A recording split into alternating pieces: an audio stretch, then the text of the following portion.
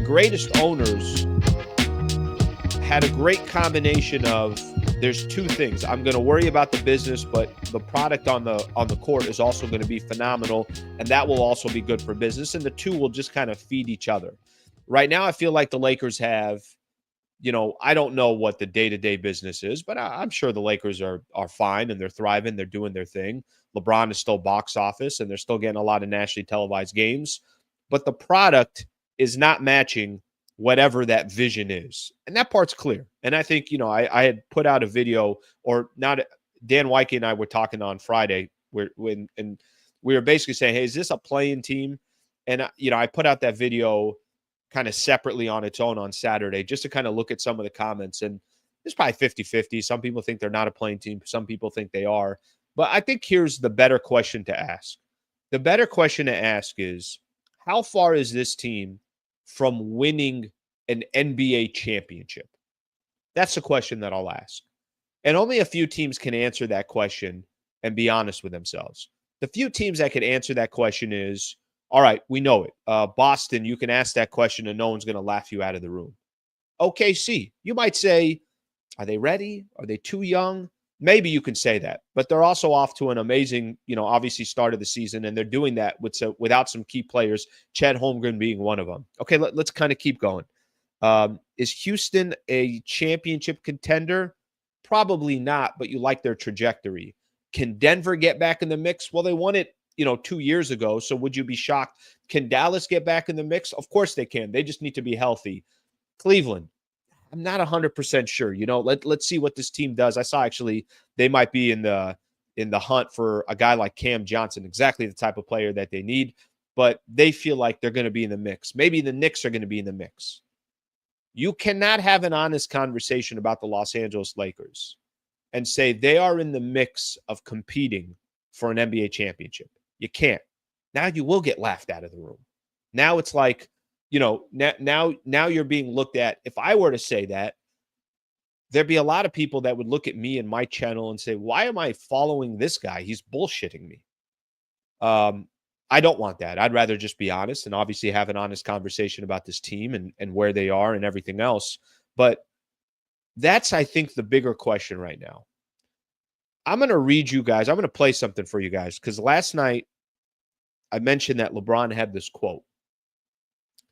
You don't get quotes like this too often, but I think the quote was pointed directly at that front office. I mean, I think it's fair to say it was pointed directly at that front office. Listen to the audio is very low, so I'm going to do my best to try to. Let me see what I got here to play it for you guys so you guys can hear it. But let's see if we can hear it together. And if not, the quote is right there, so we'll just read it together. This is Dave McMenamin. I think the question was from Dan Wyke. Dave McMenamin put up the video. The question is about the Lakers and the roster and everything else. I'll kind of rewind it a little bit. Take a quick listen here. LeBron's response. A few years now. Yep. Are there ways it can be bigger internally? Bigger or better? Can you give yourself more margin? Are there things that you do some nights to make it easier? No, just gonna be that's not our team is constructed. We don't have one. This is how our team is constructed. We don't have that much margin for error. Keep going here. How can you guys navigate this sort of mental demands when you play close to basketball? We don't have a choice. I mean, that's the way our team is constructed. We have to. We have to play close to perfect basketball. We know the game is never perfect. It's never going to. Twice in a span of 20 seconds, he says that that's the way our team is constructed. I mean, I don't really – there really isn't a point to play the rest of it, but his quote, it's the way our team is constructed. We have to play close to perfect basketball to win. Okay. There are plenty of ways to dance. We all dance in any business that we're in, okay? Sometimes your boss asks you a certain question. Maybe you got to dance a little bit. Maybe, somebody asks you a question about your boss. Maybe you dance a little bit. Whatever the case is. It could be a relationship you're in. Sometimes maybe you got to dance when a tough question's coming up. LeBron didn't dance in that one. Are there ways that your team can get better, improve internally was part of the question. And the other question is, he says, no, we got to play near perfect basketball. That's the way our team was constructed. Don't tell me that is not a direct shot / point to Rob Pelinka saying, I don't know what you're expecting from this team. I don't know what you're expecting from this roster. But if the Lakers' ultimate goal with LeBron at this stage of his career, we already know all the challenges of having a player that you're depending on at age 40 at this stretch of his career. We already know all those challenges. We already know the inconsistencies of the roster. We already know this is the first year that JJ Redick is coaching in the NBA. We know all that. All that stuff is known. LeBron James did not mix his words right there. I'm looking around here. No, I don't think this is going to get any better. This is the way the roster is constructed. Not, hey, well, we feel like when we're playing at our best, we could play with anybody.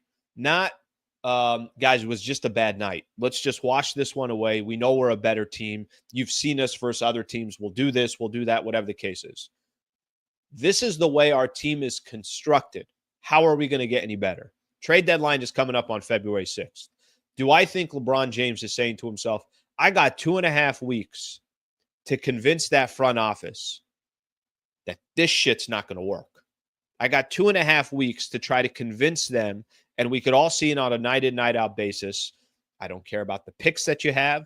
I don't care what it's going to cost. Why am I here if we're not trying to compete for an NBA championship? What do we have to do to compete for an NBA championship? Again, listen, I think I said this probably about a month ago or so. It's a little laughable to say Lakers an NBA championship right now. It is. Like that. I can't say it with a straight face. Lakers, NBA championship. Those two don't go together. What goes with the Lakers is, are they a playing team? What goes with the Lakers is, can they be top 6? What goes with the Lakers is, do you start rebuilding? What goes with the Lakers is, what do you trade for to try to just kind of get yourself into the mix? Those are the better conversations. Those are the more honest conversations to have when we're talking about the Lakers. So I thought last night was not just about the Lakers losing to the Clippers. It was losing to another team that's got a record above 500, and it's another indication of just how far they are of really competing for an NBA championship. And Friday night's win against Brooklyn was another indication. I know AD didn't play. I know Dorian Finney-Smith didn't play. But stylistically for the Lakers, they got a lot of issues. They got a lot of problems. And can Rob Pelinka figure that out over the next 2 weeks? I have no idea. Do I got faith that we'll be sitting here by February 6th? I still think the Lakers got areas to improve in. I still think when Vando does come back, they will be better. I still think they can go out there and address by getting another big and kind of put them in the situation or position where now maybe Anthony Davis and his role can change a little bit. It goes back a little bit closer to what it was in 2020 when they had JaVale McGee and Dwight Howard, or when they had Marc Gasol, who was a part of this team as well. I think taking that similar of a model would help the Lakers. But damn, that is a direct quote at the front office. It's a direct quote at the front office. And, obviously there's probably a lot of frustration around this team right now. And I think there's also the realization of like, yeah, this is what the squad is. Guys, we know this. I can almost assure you any given night, I don't know what I'm going to get from Gabe, Max, Rui, Dalton. Go down the list of some of these other role players. I have no idea what they're going to.